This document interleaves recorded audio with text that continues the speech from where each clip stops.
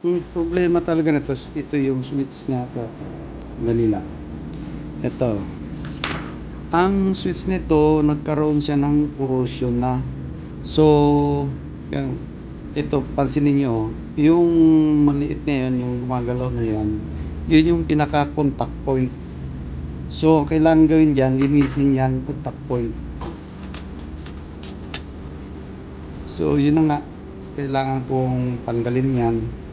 Sa pagtanggal nga pala niyan, ingat lang tayo palagi sa mga mechanical na maliliit. Kailangan active yung mata natin, baka mamaya may tumalsik o mahirap na ibalik. May tumalsik, may mawala. So, kaya kailangan active yung mata natin palagi. Di ba ganito?